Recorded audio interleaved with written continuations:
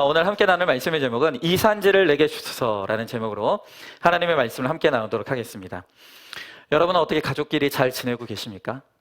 명절날 모이면 즐거운 시간을 보내십니까? 몇 해 전에요. 명절 때 재산 문제로 동생들에게 불만을 갖고 있던 큰형이 일가족에게 총기를 난사한 너무나 끔찍한 사건이 있었습니다. 조카와 재수씨 등 3명을 살해했고 또 중상을 입힌 것도 모자라서 둘째 동생의 집에 찾아가 불을 지르고 자신은 자살을 한 것입니다. 왜 이렇게 비극적인 일을 벌였는가? 그 원인이 무엇이었냐면 바로 부모님에게로부터 물려받은 땅 문제였다는 거예요. 자, 지금 우리가 이스라엘 백성들과 여호수아가 벌이는 이 가나안 땅의 정복 전쟁을 우리가 보고 있지 않습니까?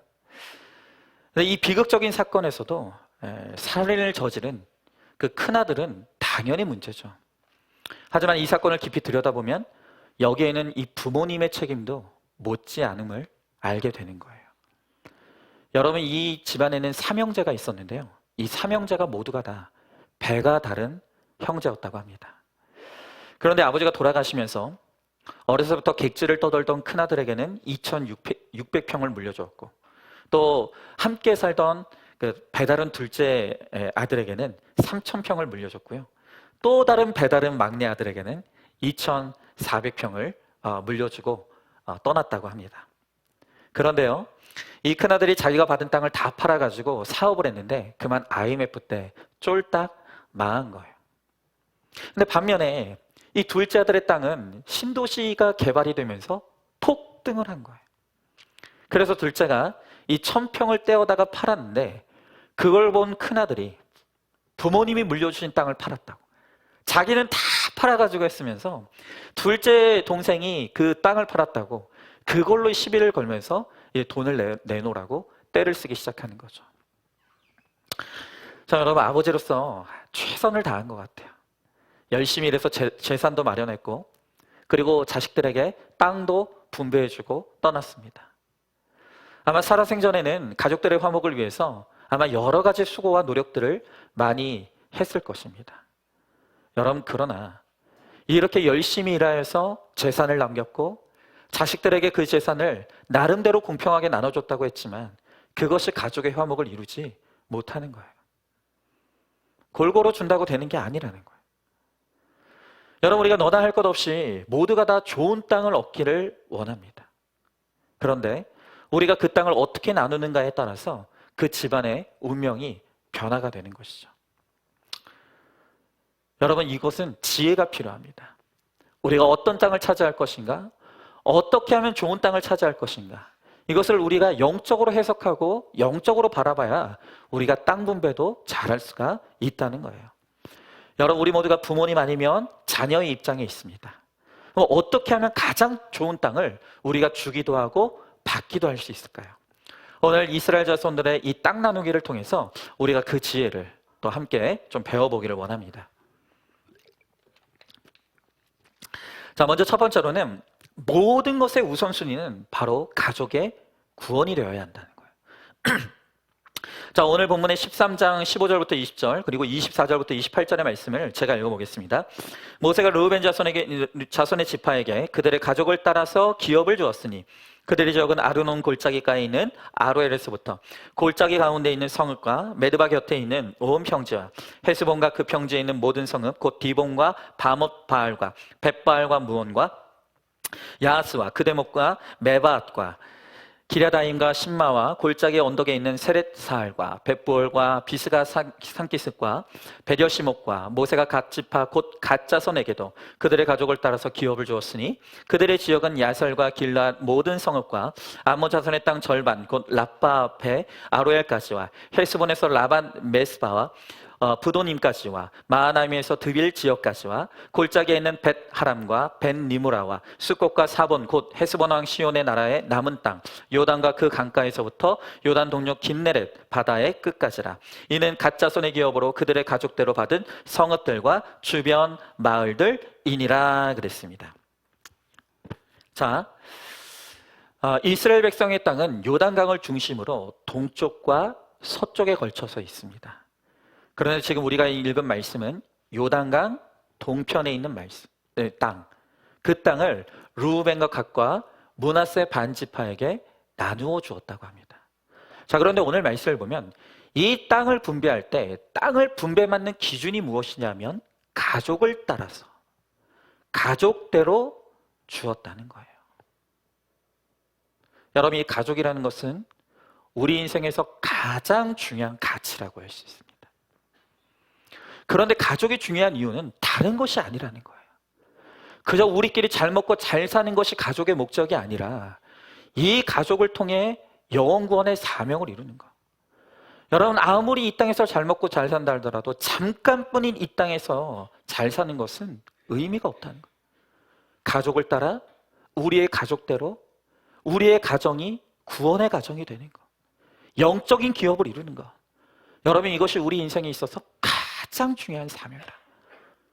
우리들에게 가정을 주시고 가족들을 주신 사명은 바로 우리 가정을 영적 지경으로 만들어가는 바로 이 구원의 사명이라는 거예요. 여러분, 한번 질문해 보세요. 가족을 따라서 믿음의 기업을 나눠주고 있습니까? 복음에는 관심도 없이 어떤 유산, 어떤 유전자를 물려줄까만 생각하고 있지는 않습니까? 자, 두 번째로 가족의 구원을 이루려면 음란을 처리해야 합니다. 자, 오늘 21절부터 23절의 말씀에 보면 평지 모든 성읍과 헤스본에 다스리던 아모리 족속의 왕 시온의 온 나라라. 모세가 시온을 그 땅에 거주하는 시온의 군주들 곧 미디안의 귀족 에위와 레겜과 술과 훌과 레바 함께 죽였으며 이스라엘 자손이 그들을 살육하는 중에 부올의 아들 점술과 발람도 칼날로 죽였더라. 르우벤 자손의 서쪽 경계는 요단 그 강가라. 이상은 르우벤 자손의 기업으로 그 가족대로 받은 성읍들과 주변 마을들이니라 그랬어요. 여러분, 오늘 우리 인생의 목적은 거룩이고 거룩의 결론은 영혼 구원이라 그랬어요. 우리는 우리 가정의 영혼 구원에 우리의 사명이 있다는 것을 알아야 돼요. 그런데요, 여러분, 우리 가정의 구원을 정말로 소망하는 사람이라면 하나님이 이 음란의 죄를 얼마나 싫어하신다는 것을 반드시 기억하셔야 되는 거예요. 여러분, 오늘 성경에 보면 모세가 미디안 족속의 모든 사람들을 다 칼로 쳐 죽였다고요. 여러분, 우리가 성경에 기록된 것을 옳고 그름으로 보면 아니, 하나님은 살인하지 말라고 했는데 왜 이렇게 살육을 하도록, 왜 살인을 저지르도록 명령하시는가 라는 생각을 가질 수가 있어요. 그런데 여러분, 반드시 기억하십시오. 지금 이것의 본질은 전쟁이에요. 전쟁은 내가 죽느냐 사느냐의 문제라는 거예요. 여러분, 특별히 오늘 이 모세가 쳐 죽였다고 말하는 미디안 사람들은요, 이스라엘 백성들을 음란으로 넘어져 죽음에 이르게 만들었던 족속이에요. 민수기 25장에 보면요, 모압 여인들이 이스라엘의 남자들을 유혹해서 그들의 음란에 빠지게 만들고 여자들의 말을 듣고 바알을 숭배하고 연병으로 죽게 만들었다는 거예요. 그러니까 여러분, 힘은 남자가 써요. 힘은 남자가 쓰는데요, 영향력은요 여자가 쓴 거예요. 정말 여자들이, 우리 여성들이 영적으로 잘 서 있으면 우리 남자들을 구원으로 이끌어 갈 수 있지만 우리 여성들이 정말 영적으로 바로 서 있지 못하면 우리 남자들이 다 죽음에 이를 수밖에 없는 거예요. 근데 미디안의 여인들이 이스라엘의 남자들을 꿰어서 그들의 음란에 빠지게 만들고 그것을 우상숭배로 이어지게 만들었다는 거예요. 그리고 이 일로 하나님의 진노로 이스라엘 백성들이 연병에 죽었다는 거예요. 여러분, 이렇게 우리가 구원의 여정을 걸어가면서 우리가 심하다 때마다 우리 안에 있는 이 음란을 쳐 죽이며 가지 않으면 우리는 약속의 땅을 얻을 수가 없는 것이죠. 우리 흔히 그러지 않습니까? 남이 하면 불륜이고 내게 하면 사랑이다. 그러니까 이 정말 헷갈리는 이 음란이라는 게 너무너무 헷갈리는 거예요. 우리는 죄를 얼마나 아름답게 포장하는지 몰라요. 분명히 하나님께서 그것을 죄라고 말씀하시는데도 우리는 그것을 사랑으로 자꾸 포장하는 거예요. 그러니까 누구도 큰 소리 칠 수 없습니다. 하나님이 도와주시지 않으면요, 누구도 이 음란의 죄에서부터 자유로울 수가 없다는 거예요. 여러분, 그러나 정말로 가족의 구원을 원한다면, 정말 내 가정의 구원을 원한다면 그 사람은 음란을 행할 수가 없는 거예요. 여러분 아까 말씀드렸던 그 가정이에요. 정말 가족의 구원을 생각한다고 한다면 어떻게 그렇게 함부로 이혼하고 재혼하며 배다른 자녀들을 둘 수가 있겠습니까? 여러분 둘째 부인 얻었다고 맏아들이 걸림돌이 되니까 바깥으로 내돌게 했어요. 객지를 돌아다녔어요. 그리고 배다른 둘째 아들만 예뻐해서 그 아들에게 땅을 더 많이 주는 거예요. 그러니까 여러분 사실은 이 가정에 일어난 비극의 뿌리에는요 땅 문제가 있는 게 아니라 부모에 대한 상처의 문제가 있는 거예요.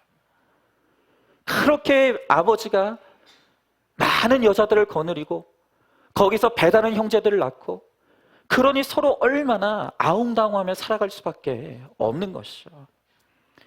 여러분 모든 일의 구원이 목적이 되고 그래서 영적인 원칙이 반드시 세워져야 되는 거예요.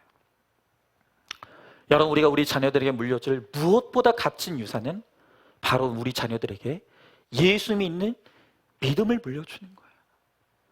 믿음이 있어야 부모를 재산 여부로 공경하고 공경하지 않는 것이 아니라 그것이 하나님의 명령이기 때문에 내 부모를 공경하라는 하나님의 명령이기 때문에 우리 자녀들은 부모의 가치 여부에 상관없이 부모를 공경하고 사랑할 수 있는 거예요. 그러나 내 자녀들에게 예수 믿는 믿음을 물려주지 못하고 믿음의 가치관을 물려주지 못하면 우리 부모가 나에게 얼마나 재산을 물려줬냐, 물려줄 재산이 있느냐 없느냐에 따라서 부모를 공경하기도 하고 버리는 일들이 지금 이 세상에서 얼마나 많이 일어나는지 몰라요. 그러니까 여러분 우리의 최고의 노후 준비는 다른 게 아니에요. 내가 예수 잘 믿고 내가 믿는 이 예수를 우리 자녀들에게 물려주는 것, 이 믿음 물려주는 게 여러분들 최고의 노후 준비라는 것을 여러분들은 반드시 아셔야 되는 거예요. 여러분 한번 질문해 봅니다. 가족의 구원을 위해 처리해야 될 음란의 문제는 어떤 것입니까? 구원을 위해 가정에서 세우고 지켜야 될 영적인 원칙은 구체적으로 어떤 것이 있겠습니까? 자, 세 번째로 이 분배에도 원칙이 있습니다. 자, 오늘 본문의 13장 29절부터 33절까지의 말씀을 보니까 모세가 므낫세 반지파에게 기업을 주었을 때 므낫세 자손의 반지파에게 그들의 가족대로 주었으니 그 지역은 마하나임에서부터 온 바산 곧 바산왕 옥의 온 나라와 바산에 있는 야일의 모든 고을 60성읍과 길앗 절반과 바산왕 옥의 나라 성읍 아스다롯과 에드레이라. 이는 므낫세의 아들 마길의 자손에게 돌린 것이니 곧 마길 자손의 절반이 그들의 가족대로 받으니라. 요단 동쪽 여리고 맞은편 모압 평지에서 모세가 분배한 기업이 이러하여도 오직 레위 지파에게는 모세가 기업을 주지 아니하였으니 이는 그들에게 말씀하신 것과 같이 이스라엘의 하나님 여호와께서 그들의 기업이 되심이었더라 그랬습니다. 자, 지금 요단강 동편 바산왕 옥의 커다란 60성읍을 므낫세 아들 마길의 자손이 가족대로 받았다고 합니다. 여러분 므낫세 아들 마길의 자손은 굉장히 약한 집안이에요. 별 볼 일 없는 집안이에요. 그런데 그렇게 별 볼 일 없는 집안에 하나님께서 큰 땅을 허락해 주셨다는 거예요. 그러니까 여러분 하나님은요 차별이 없어요. 이 땅에서는 집안을 따져요. 이 땅에서는 가문을 따져요. 그러나 하나님께서 우리들에게 믿음을 주실 때, 하나님께서 우리들에게 은혜를 주실 때 하나님은 차별이 없는 거예요. 여러분 이 세상에서 가장 명문 가정은요 예수 믿는 가정이에요. 아직도 어른들 중에서는 뭐 양반 집안이다 뭐 이런 거 따지시는 분들이 있는데 여러분 예수 믿으면요, 예수 믿는 가문이 되면 그 가문이야말로 최고의 가문. 하나님은 모든 사람에게 공평하게 믿음을 허락하시고 하나님 나라를 허락하시고 은혜를 허락해 주신다는 거예요. 여러분 이어지는 14장 1절부터 5절의 말씀을 보니까 이것은 이스라엘 자손이 가나안 땅에서 받은 기업 곧 제사장 엘르아살과 눈의 아들 여호수아와 이스라엘 자손 지파의 족장들이 분배한 것이니라. 여호와께서 모세에게 명령하신 대로 그들의 기업을 제비 뽑아 9지파와 반지파에게 주었으니 이는 2지파와 반지파의 기업은 모세가 요단 저쪽에서 주었으며 레위 자손에게는 그들 가운데서 기업을 주지 아니하였으니 이는 요셉의 자손이 므낫세와 에브라임의 2지파가 되었습니다. 이 땅에서 레위 사람에게 아무 분깃도 주지 아니하고 다만 거주할 성읍들과 가축과 재산을 위한 목초지만 주었으니 이스라엘 자손이 여호와께서 모세에게 명령하신 것과 같이 행하여 그 땅을 나누었더라 그랬어요. 자, 여러분 13장까지는 요단강 동편 땅의 분배를 보여주고 있고, 이제 14장부터는 요단강을 넘어 서쪽 땅의 분배를 보여주고 있어요. 자, 요단강을 건너서 드디어 약속의 땅 서쪽 땅의 분배가 시작되는데 1절부터 5절까지의 말씀을 보면 레위 지파에게는 하나님이 아무 기업도 주시지 않았다라고 말하고 있고, 요셉의 지파에게는 다른 지파에 비해서 2배의 기업을 주었다라는 것이 강조되고 있어요. 자, 여러분 생각해 보세요. 어떤 지파에게는 땅을 아예 하나도 안 주셨대요. 그런데 어떤 지파에게는 다른 지파보다 2배의 땅을 주셨대요. 여러분, 이것을 인간적으로 보면 불공평하다고 생각할 수 있죠. 불공평하다. 여러분, 하나님의 나라는요, 인간적으로 보면 불공평해 보일 수도 있어요. 그런데 중요한 것이 무엇인지 아십니까? 인생의 목적은 구원이에요. 거룩이라고요. 여러분, 하나님께서 우리들에게 볼 때도 어떤 사람들은 참 많은 것을 준 것 같은 사람이 있고, 어떤 사람에게는 아무것도 주시지 않는 것처럼 보이는 사람이 있을 수도 있어요. 분명히 우리 교회 안에도 부유한 사람이 있고 가난한 사람이 있습니다. 많이 배운 사람이 있고 적게 배운 사람이 있습니다. 그런데요, 하나님은 구원의 관점에서 우리에게 주어진 그 모든 것이 우리의 거룩과 구원을 위해 하나님이 꼭 필요해서 주신 딱 알맞은 분배다라고 하나님께서 우리들에게 말씀하시는 거예요. 여러분, 하나님께서 우리들에게 더 주실 수 있죠.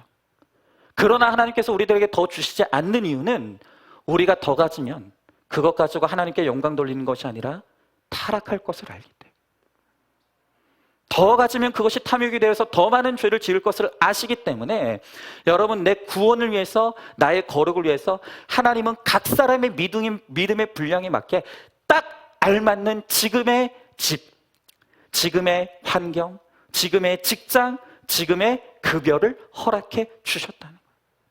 인간적으로 보면 불공평해 보이지만 하나님 나라의 구원의 관점에서 보면 오늘 우리 모두에게 각자에게 허락하신 딱 그만큼이 나의 구원과 거룩을 위해서 하나님이 딱 알맞게 주신 것임을 우리가 알고 믿어야 된다는 거예요. 여러분, 그것을 우리가 알게 될 때 우리가 어떤 형편에 있더라도 남과 나를 비교하지 않아요. 그리고 내게 주어진 이 환경에 내 분깃에 감사하고 만족할 수가 있는 것이죠. 우리가 이 하나님 나라의 분배의 원칙을 제대로 알아야 돼요. 여러분, 다시 말씀드립니다. 남과 나를 비교하지 마십시오. 지금 나에게 허락하신 이 환경, 나에게 허락하신 지금 이만큼이 바로 나의 구원을 위해, 나의 거룩을 위해 하나님이 꼭 필요한 만큼 주신 최고의 환경이다. 최고의 분배라는 거예요. 여러분, 네 번째로 가족의 구원이 되면요, 분배도 쉬워집니다.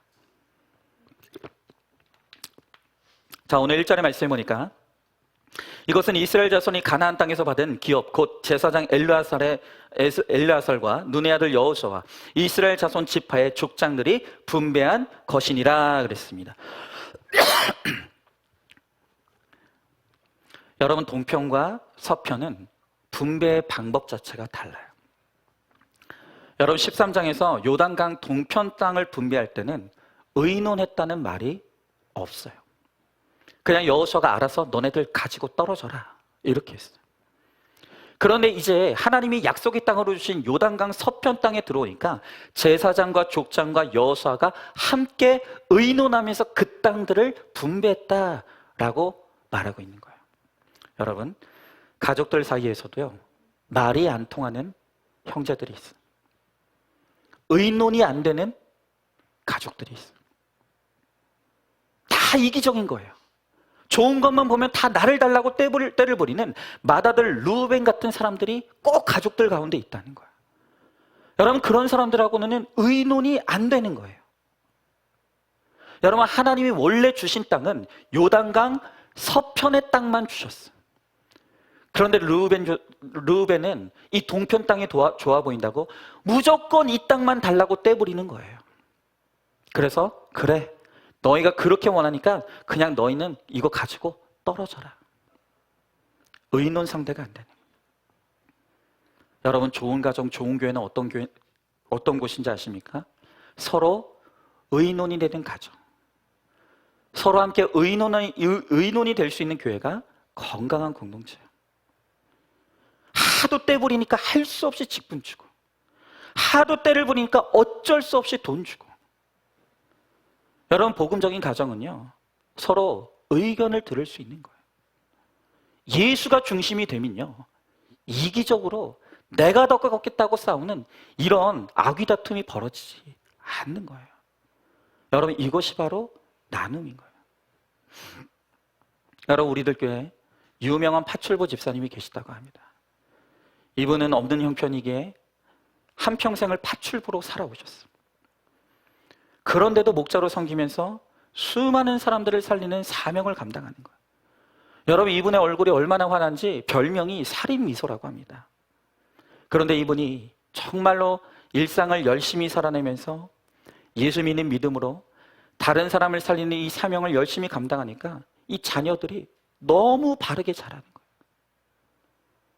고등학교 3학년인 딸도 누가 시키지도 않았는데 자기가 아르바이트를 해서 학비를 벌고 대학에도 붙고, 또 아들도 고등학교 1학년밖에 안 됐는데도 일주일에 이틀씩 신문 배달을 해서 자기가 자기 용돈을 하고, 그러면서도 원망불평하지 않고 모두가 한 교회에서 그렇게 신앙생활하면서 섬기며 가는 거예요. 여러분, 기본적으로 이런 집안에서 효자들이 나오더라고요. 여러분, 그저 잘 먹고 잘 살고 자녀들에게 많은 것 주면 그 자녀들이 고마워할 것 같습니까? 안 그렇더라고요. 여러분, 제가 언젠가도 말씀드린 적이 있는 것 같은데, 그 집안에서 장자들 있잖아요. 예전에는 장자 제일주의였잖아요. 이 장자들한테만 쌀밥 해주고, 장자들한테만 그냥 막 계란 후라이 해주고. 물론 그렇게 해서 부모님의 은혜를 알고 잘 하시는 분들도 있죠. 근데 가만히 보면 장자들이 되게 피해의식이 크시더라고요. 아니, 본인이 받은 관심과 사랑은 생각하지 않고, 나는 그렇게 비록 받은 것이 있지만 그래서 너무나 많은 부담을 갖고 살아갔다. 나는 그래서 너무 힘들게 살았다. 여러분, 우리가요, 많이 받았으면 되게 감사해야 될 것 같은데 안 그러던데요? 그렇지가 않아요. 여러분, 믿음의 가치관이 있으면요, 내가 이 땅에서 가진 것이 없어도 내가 받은 은혜를 헤아릴 줄 알아요. 그런데 은혜의 가치관이 없으면요, 그렇게 받은 것이 많은데도 피해의식이 어마어마한 거예요. 여러분, 우리가 정말로 우리 자녀들에게 뭘 물려줘야 될지를 진짜 깊이 고민하고 생각하셔야 되는 거예요. 여러분들이 정말 아둥바둥 살아서 내 자녀들에게 내 있는 거 없는 거 다 나눠줘도 나중에 돌아오는 건 원망 불평일 수 있다는 걸 여러분들은 아셔야 되는 거예요. 믿음이 없으면 감사가 보이질 않는 거예요. 여러분, 오늘 이어지는 2절에 보면요, 여호와께서 모세에게 명령하신 대로 그들의 기업을 제비 뽑아 9지파와 반지파에게 주었다라고 그랬어요. 자, 요단강 서편 땅을 분배할 때 이 방법이 뭐냐 하면 제비 뽑기래요. 이 말은 뭐냐? 편견 없이 모든 사람에게 공정하게 땅을 분배했다는 거예요. 어떤 사람은 공적이 많으니까, 어떤 사람은 개척 멤버니까, 어떤 사람은 그래도 사회적 신분이 대단하니까, 이런 식으로 사람을 차별해서 차등하여서 땅을 분배하는 것이 아니라 누구든지 제비 뽑아서 차별 없이 땅을 공정하게 배분했다는 거예요. 여러분, 정말 땅을 분배하려고 하면 여러분, 결국 인생의 모든 문제의 끝에는 이 돈이 있는 거예요. 돈 가지고 다 싸우고 돈 가지고 다 갈라지는 거예요. 그래서 여러분, 이 재산 분배하는 거, 땅 분배하는 거 쉽지 않은 것입니다. 여러분, 그러나 서로가 하나님 나라의 가족, 지체의식을 가지고 있으면 제비 뽑기를 해도, 내가 조금 덜 가지고 손해를 보더라도 여러분, 그것 때문에 원망하고 불평하지 않을 수가 있는 거예요. 여러분, 우리 교회가요, 1년마다 이제 목장 개편을 하잖아요.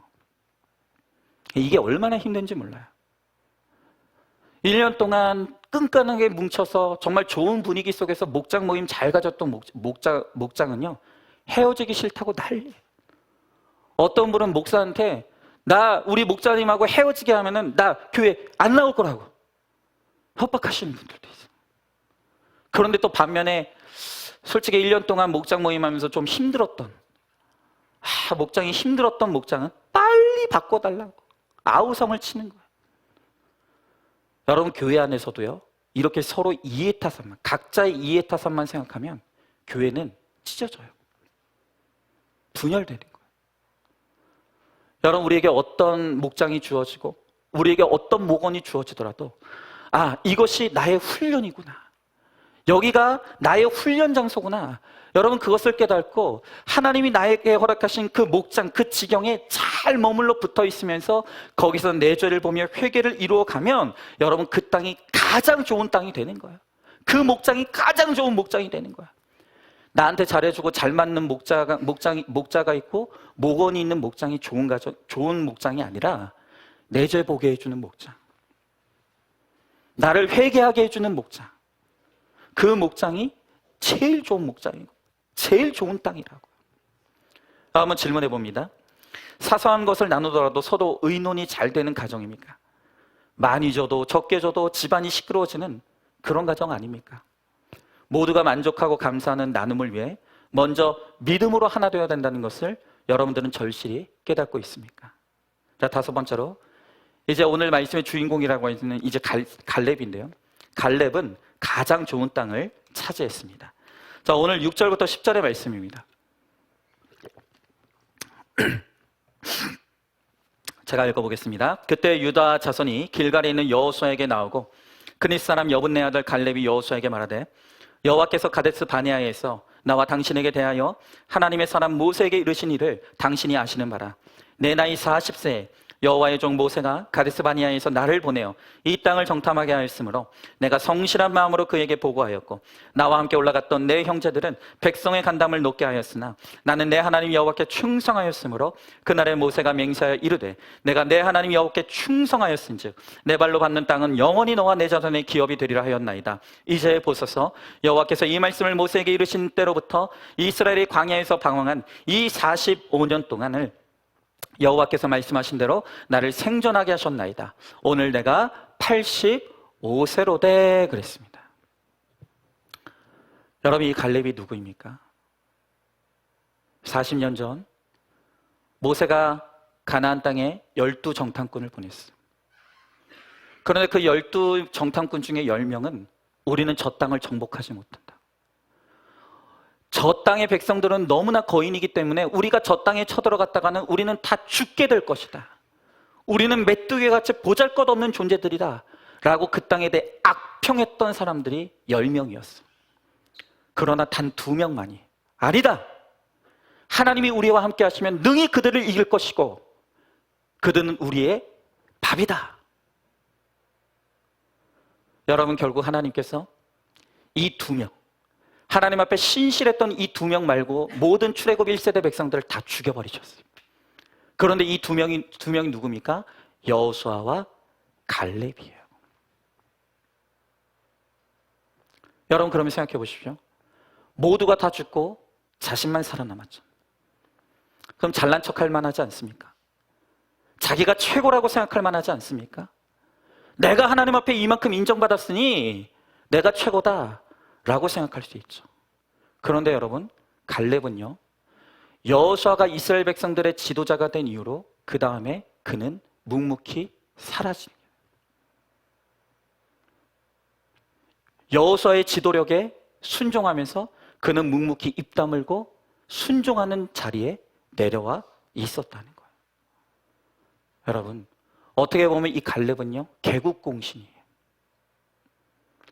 오늘 이스라엘 백성들이 가나안 땅을 정복하는 데 있어서 이 여호수아와 더불어서 갈렙은 1등 공신이라고요. 그런데 45년 동안 갈렙은 아무 말도 하지 않고 묵묵히 여호수아의 지도력에 순종하여 따라갔다는 거예요. 성경에 보면요, 45년 동안 갈렙에 대한 기록이 아무것도 나와 있잖아요. 계속 여호수아만 나오는 거예요. 여러분 생각해 보십시오. 여호수아와 갈렙 둘 다 공신이에요. 그런데 한 사람은 지도자가 됐고 한 사람은 지도자의 자리에서 떨어졌어요. 그러면 역모를 꾸며야 되는 거 아닙니까? 왜 나는 지도자가 될 수 없느냐고 원망하고 불평해야 되는 거 아닙니까? 그런데 갈렙은 어떻게 했다고요? 묵묵히 자신의 존재를 인정하고 입 다물고 여호수아의 지도력에 순종해서 그렇게 따라가는 이 모습을 보여줬다는 거예요. 여러분, 이 갈렙은요, 겸손한 사람이에요. 때를 아는 사람이에요. 하나님의 약속의 말씀을 정확하게 기억했기 때문에 말씀의 인도대로 있었기에 나서야 될 때와 요구해야 될 때를 아는 거예요. 그리고 이제 서쪽의 땅을 분배하는 이때 이 갈렙은 나에게 땅을 주되, 남들이 가고 싶지 않은 땅, 남들이 힘들어하는 가장 힘든 곳을 나에게 달라고, 내가 거기 가서 그 땅을 정복하겠다고 그렇게 나서는 거예요. 여러분, 이렇게 묵묵히 자신의 주제를 알고 자신의 자리를 지킬 줄 아는 사람, 여러분, 이런 사람들이 정말로 성숙한 신앙인들이에요. 정말로 갈렙 같은 사람들이 그 공동체를 살게 만드는 보이지 않는 숨은 영웅과 같은 사람들이라는 거예요. 여러분, 그래서 나중에 천국 가보십시오. 나중에 천국 가면요, 여러분들이 아는, 이름만 들으면 다 아는 그런 유명한 사람들이 천국의 주인공이 아닐 거예요. 이 갈렙처럼 성경에 많이 등장하지 않지만 묵묵하게 조용히 자신의 자리를 지켰던 사람들이 하나님 나라에서는 정말로 주인공으로 그렇게 서 있을 것이라는 것을 우리는 반드시 알아야 되는 거예요. 여러분, 한번 질문해 봅니다. 직분과 위치에 관계없이 물러서야 할 때와 나서야 될 때를 잘 알고 있습니까? 때를 잘 분별하기 위해서 나에게 허락하신 순종과 인내와 기도의 시간을 잘 보내고 있습니까?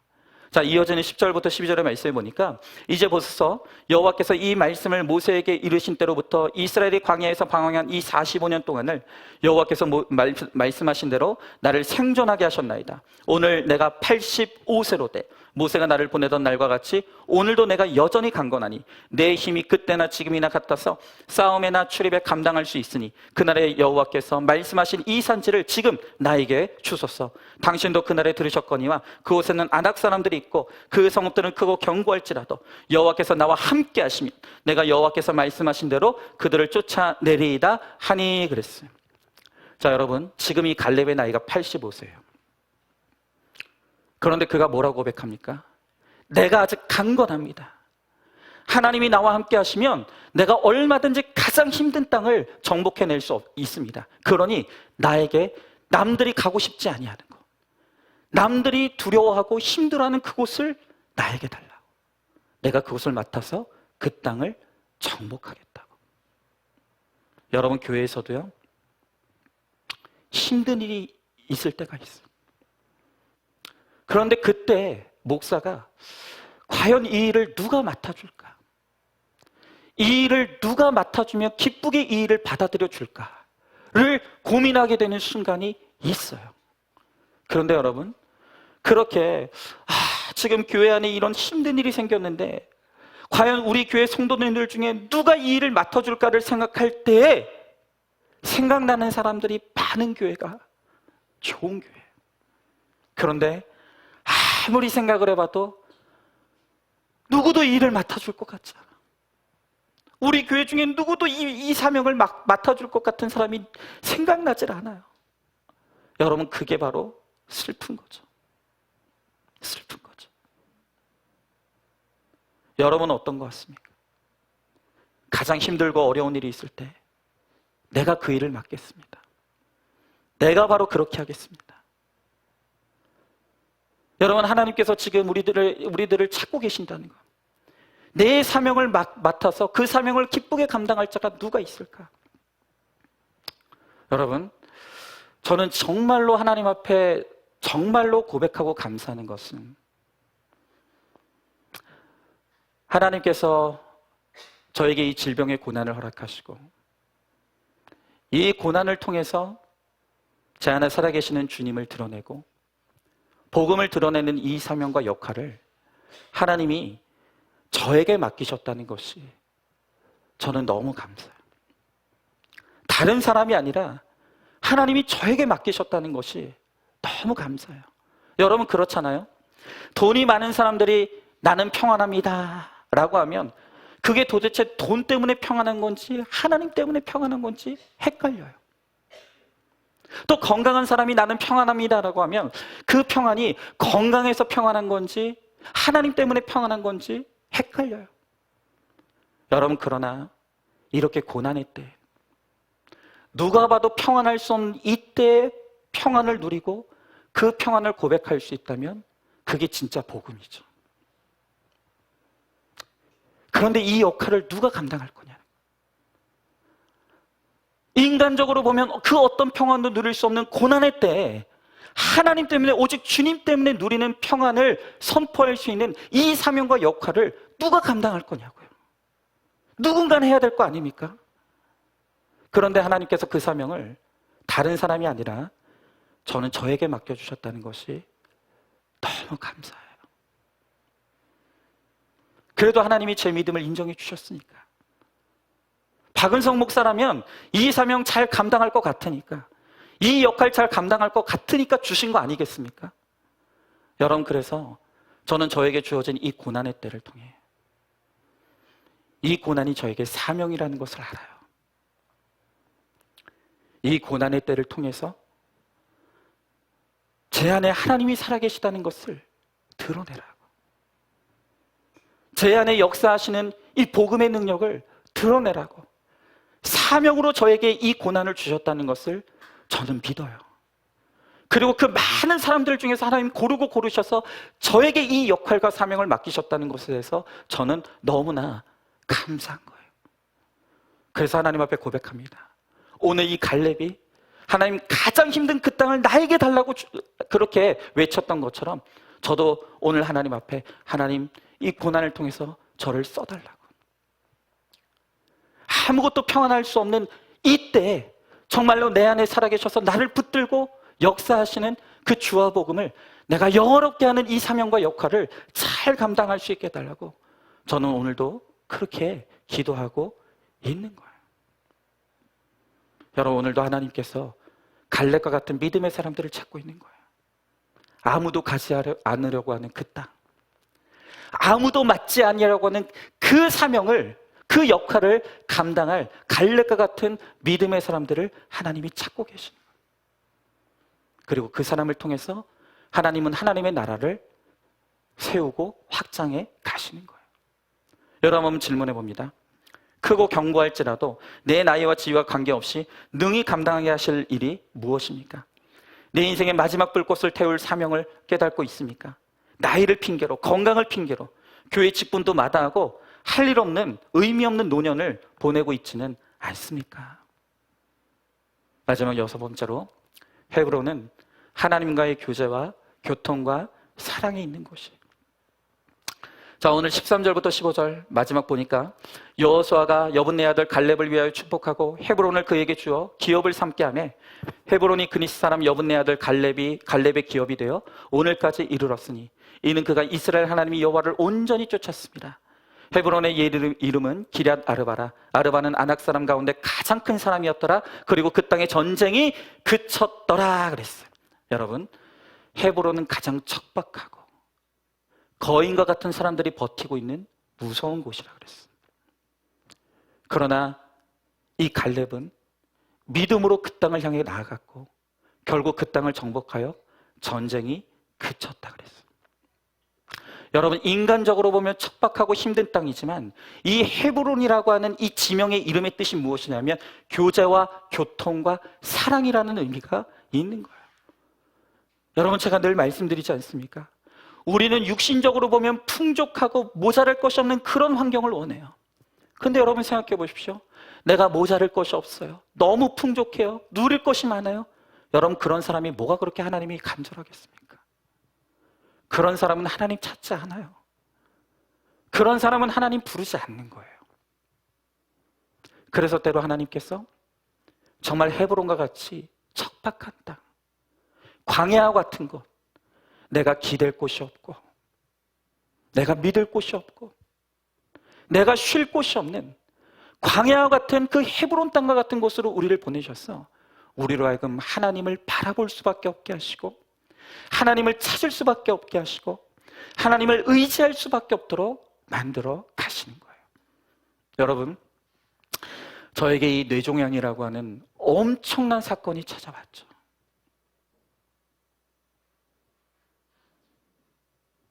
누구도 제가 겪고 있는 이 고난을 도와주지 못해요. 많은 분들이 위로해주고 있지만, 그것이 저에게 정말로 큰 힘이 되고 있지만, 그 위로가 저를 죽고 살게 하지는 못해요. 여러분, 저는 정말 이 질병의 고난 앞에서 그냥 혼자 던져진 것 같은 느낌이 들 때가 있어요. 그러나 그렇기 때문에 하나님이 더 선명하게 보이는 거예요. 하나님이 더 뚜렷이 보여요. 하나님과의 거리가 가까워지는 거예요. 여러분, 사람이 떠나야 그때부터 하나님이 보여요. 내 믿음의 대상이 떠나야 그때부터 하나님이 믿어지는 거예요.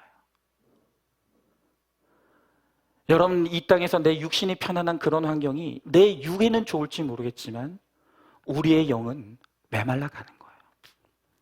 그렇지만 육적으로 믿을 것이 아무것도 없는 상황, 기댈 것이 아무것도 없는 상황, 또 내가 정말로 위로받을 것이 아무것도 없는 그런 형편, 그것이 내 육적으로는 너무나 고난이고 척박한 환경인지 모르겠지만 바로 그곳, 모든 것이 떠나간 그곳에 바로 하나님은 나를 기다리고 계시는 거예요. 여러분, 그래서 저는 정말 이 저에게 허락된 이 고난의 때, 이때 어느 때보다도 말씀이 정말 살아서 역사하여 날마다 저를 붙들어주고 계시고, 정말로 하나님께서 마치 제 귀에다 대고 말씀하시는 것처럼 너무나 선명하게 하나님의 음성을 들으며 가고 있는 거예요. 여러분, 그 하나님의 은혜가 저를 붙들고 있지 않았다고 한다면 저는 진작에 죽었어요.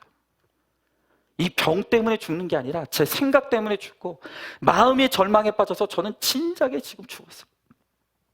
그런데 저를 보세요. 뭐 어떤 분들은 괜히 뭐 박은성 목사 보면은 괜히 좀 살 빠진 것 같고 괜히 뭐가 안색이 안 좋은 것 같고 뭐 그런 말씀하시면, 그렇지 않아요. 잘 가고 있어요. 잘 누리며 가고 있어요. 그리고 여러분들이 기도해주고 계시는데 제가 어떻게 함부로 죽겠습니까? 네. 죽고 싶어도 여러분들이 너무 기도를 많이 해주셔가지고 그냥 쉽게 그렇게 갈 수가 없어요. 여러분, 이제 1월 2일 날 이제 수술을 받습니다. 네, 수술을 받는데 참 이 기다리고 있는 시간도 차라리 그냥 빨리 받을 수 있다고 했을 때 그냥 빨리 받을 걸 했는 그런 생각도 솔직히 좀 들어요. 저는 이제 연말에 맡겨진 사역까지 내가 다 감당하고 나는 수술 받는다 해가지고 일부러 지금 1월 2일 날로 미뤄놨는데 이 기다리는 시간도요, 쉽지 않아요. 근데 여러분, 이 시간도 필요한 시간이에요. 이 시간 가운데 끊임없이 사단은 저를 불안하게 만들어요. 너 큰일 날 수 있어. 너 잘못될 수 있어. 끊임없이 제 마음을 사단은 놓고 하는 거예요. 여러분, 그때 정말로 제 안에 살아 역사하시는 하나님, 그리고 제 안에서 저를 가득 붙들고 계시는, 능력으로 붙들고 계시는 주의 말씀이 저를 지키고 있기 때문에 사단이 저를 틈타고 무너뜨릴 수가 없는 거예요. 얼마나 감사한지 모르겠어요. 여러분, 제가 잘 갈게요. 그러니까 여러분들은 제가 닦아놓은 길로, 여러분의 인생에도 고난이 찾아올 수 있는데, 그때 이 시간들을 통과해 갔던 저의 모습을 보면서, 그리고 이 시간 가운데 고백했던 저의 믿음의 고백들을 여러분들이 기억하고 가시고, 여러분들의 인생의 고난을 만났을 때 그때 주님 바라보시고 말씀으로 내 고난 잘 해석받으셨어. 우리가 다 약속의 땅을 차지하고 다 승리하게 되고 그 땅에 전쟁이 그치는 그러한 은혜를 받아 누리는 저와 여러분, 우리 모두가 될 수 있기를 주님의 이름으로 축복합니다. 여러분, 이 시간 함께 찬양하고 우리 한번 기도했으면 좋겠습니다.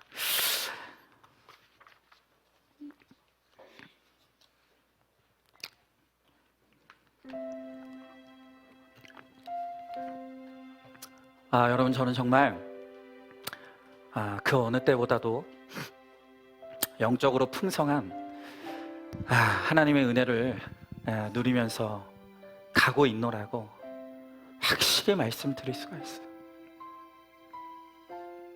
오늘 갈렙이 그의 나이 85세에 하나님이 나와 함께 하시면 내가 능히 그 땅을 차지할 것입니다. 하나님이 나와 함께 하시기에 나는 승리할 것입니다. 그가 믿음으로 주와 함께 나갔을 때 그 헤브론을 정복하고 그 땅의 전쟁이 그쳤다고 했습니다. 여러분, 저도 마찬가지입니다. 제 인생에서 제가 만난 많은 고난의 때가 있었지만 정말 이때야말로 가장 무서운 그 거인과 같은 안악 자손이 기다리고 있는 가장 무서운 땅을 걸어가고 있습니다. 여러분, 그러나 제가 흔들리지 않습니다. 제가 낙심하지 않습니다. 왜요? 갈렙이 고백했던 것처럼 하나님이 저와 함께 하시기에, 내 안에 주님이 나와 함께 살아계시기에, 복음의 능력이 저를 붙들고 있기 때문에 저는 절대 무너지지 않습니다. 제 영혼은 안전합니다. 반드시 주와 함께 이 시간을 믿음으로 잘 통과해낼 것입니다. 그리고 이 시간을 잘 통과해내면 저의 믿음의 지경은 넓어질 것이고, 주를 향한 믿음은 더 굳건해질 것이고, 저의 간증은 더 깊어질 것을 저는 믿는 거예요. 하나님이 이 시간을 통해 저에게 주실 그 수많은 영적 보석들을 저는 기다리고 있습니다. 여러분, 정말로 오늘 여러분들이 제가 이 고난의 때에 제가 주와 복음을 통해서 누리고 있는 이 평안, 그리고 이것을 통해서 제가 고백하는 그 수많은 믿음의 고백들을 여러분 하나도 놓치지 마시고 잘 기억하시고 잘 바라보시기 바랍니다. 그래서 여러분들도 고난의 때를 만났을 때 그 고난을 주와 함께 이겨내고 말씀으로 잘 해석받아서 고난이 나를 더 거룩하게 하고 나의 구원을 더 견고하게 하는 축복의 사건이 되도록 그 땅을 정복하는, 고난이라고 하는 땅을 축복의 땅으로 변화시키는 저와 여러분 우리 모두가 될 수 있기를 소망해요. 여러분, 오늘 이 시간 이 말씀 이 찬양 우리 같이 찬양하고 우리 함께 우리 결단하는 마음으로 기도하며 나가도록 하겠습니다. 우리 함께 찬양합니다. 주님 말씀하시면, 주님 말씀하시면 내가 나가리다. 주님 뜻이 아니면 내가 멈춰서리다. 나의 가고 서는 곳 주님 뜻에 있으니, 오 주님 나를 이끌. 우리 다시 한번 찬양합니다. 주님 말씀하시면, 주님 말씀하시면 내가 나가리다. 주님 뜻이 아니면 내가 멈춰서리다. 나의 가고 서는 곳 주님 뜻에 있으니, 오 주님 나를 이끌소. 뜻하신 곳에 내가 있겠습니다. 뜻하신 그곳에 나 있기 원합니다. 이끄시는 대로 순종하며 살리니, 연약한 내 영혼 통하여 일하소. 아멘. 주님 나라와 그 뜻을 위해, 오 주님 나를 이끄소서. 오 주님 나를. 우리 한 번 더 찬양합니다. 주님 말씀하시면, 주님 말씀하시면 내가 나가리다. 주님 뜻이 아니면 내가 멈춰서리다. 나의 가고 서는 곳 주님 뜻에 있으니, 오 주님 나를 이끌. 뜻하신 곳에 내가 있겠습니다. 뜻하신 그곳에 나 있기 원합니다. 이끄시는 대로 순종하며 살리니, 연약한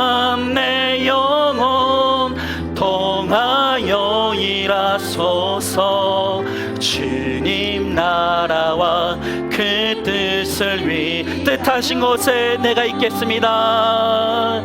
뜻하신 그곳에 나 있기 원합니다.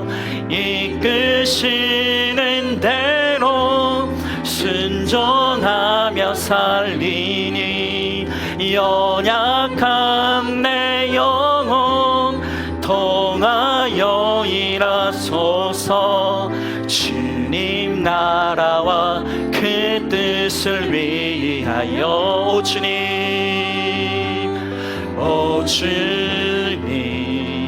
나를 오 주님 나를 이끄소서. 오 주님 나를 마지막으로 한 번 더 오 주님, 오 주님 나를 이끄소서. 아멘. 그렇습니다. 여러분, 저의 연약한 영혼을 통해 주님의 살아계심이 드러나길 원합니다. 제가 약해질수록, 저의 방법이 없을수록, 제가 아무것도 할 수 없을수록 저를 통해 역사하시는 주님은 더 뚜렷하게 드러날 것입니다. 저를 능력으로 붙드시는 주의 복음은 힘있게 역사할 것입니다. 이 고난을 통해, 저에게 주어진 이 고난을 통해 주와 복음을 영화롭게 하라고 주신 저의 역할과 사명을 제가 정말 잘 감당해낼 수 있길 원합니다. 주님, 저를 사용하여 주시옵소서. 저의 연약한 영혼을 주님 사용하여 주시옵시고, 저의 이 고난의 때를 주님 사용하여 주셔서 하나님, 이 때를 통해 오직 주님이 드러나게 하시고 주의 복음이 영원롭게 선포되어질 수 있도록, 저를 통해서 주님이 살아계시다는 것이 능력 있게 선포되어질 수 있도록 주님, 이 때를 사용하여 주시옵시고 이 사명과 역할을 잘 감당할 수 있게 하여 주시옵소서. 여러분, 오늘 이것이 여러분들의 기도 제목이 되길 원합니다. 하나님, 저를 이끌어 주시옵소서. 사망의 음침한 골짜기를 걸어갈지라도 주님이 나와 함께 하신 것을 우리가 믿게 하여 주시옵시고, 내가 주님 때문에 평안한 것을, 내가 주님 때문에 감사하는 것을, 내가 주님 때문에 누리는 이 은혜를 하나님 이 세상 가운데 선포하고 나타내어서 내가 받는 그 모든 땅이 구원의 땅이 될 수 있도록, 구원의 지경이 넓어질 수 있도록 하나님 우리 가운데 함께 해달라고 오늘 이 시간 우리 말씀을 기억하면서 우리 함께 기도하며 나가도록 하겠습니다. 기도하겠습니다. 하나님 감사합니다. 하나님이 갈렙의 믿음을 인정하셨기에, 그의 믿음을 귀하게 보셨기에 그에게 가장 힘든 땅을 맡기시고, 그에게 힘든 땅을 맡기셨을 때 갈렙은 기쁨으로 그 역할과 사명을 받아들이고 그 땅을 향해 나아가 마침내 그 땅을 정복했다고 말씀하십니다. 하나님께서 저에게도 너무나 힘든 이 질병의 고난을 통해 주와 복음을 영원롭게 하고 드러내는 사명과 역할을 맡기셨습니다. 그러나 그것이 저일 수 있어서 너무나 감사하고, 저를 주목하여 주시고 저에게 가장 힘든 역할을 맡겨주신 것이 저에게 너무나 큰 기쁨이고 또 감사가 됩니다. 주님, 정말로 진실로 하나님께서 저에게 맡겨주신 이 힘든 땅, 주와 함께 믿음으로 걸어 나갈 수 있게 하시고, 이 역할과 사명 잘 감당하게 하시고, 이 고난의 때를 통해서 주와 복음을 영원롭게 하는데 마음껏 쓰임받는 제가 될 수 있도록 주님 붙잡아 주시옵소서. 그리하여서 마침내 그 땅을 정복하고 정말 맡겨진 사명 잘 감당함으로 주님 부르실 때 언제든지 기쁘게 주님께 갈 수 있는 하나님 제가 될 수 있도록 주님 저를 붙잡아 사용하여 주시옵소서. 하나님 아버지, 우리 사랑하는 성도들에게 어디로 가라고 말씀하십니까? 오늘 우리 성도들에게 어떤 역할을 맡기시길 원하십니까? 오늘 우리들에게 어떤 사명과 역할을 맡기시던, 어느 곳으로 가라고 하던 하나님, 우리 모두가 갈렙처럼 아멘으로 순종할 수 있게 하여 주시옵소서. 그리함으로 우리에게 맡겨진 구원을 위한 역할과 사명을 잘 감당하여서 정말 주와 복음을 영원롭게 하시고 하나님을 기쁘시게 하며 주님의 나라를 확장하는 데 쓰임받는 우리 모두가 될 수 있도록 우리 주님께서 함께하여 주시옵소서. 믿사오며 사랑이 많으신 우리 예수님 이름 받들어 기도 드리옵나이다. 아멘. 이제는 우리 주 예수 그리스도의 은혜와 하나님의 사랑과 성령의 교통하심이, 주님이 말씀하시며 내가 어디라도 순종하길 원하며 주님이 어떤 역할을 맡기시더라도 그것이 나의 믿음을 인정하셨기에 주신 역할임을 감사하며 잘 감당함으로 믿음의 지경을 넓히며 구원의 역사를 이루어내기를 소망하는 사랑하는 모든 성도들 머리머리 위 이제부터 영원토록 함께 계실지어다. 아멘.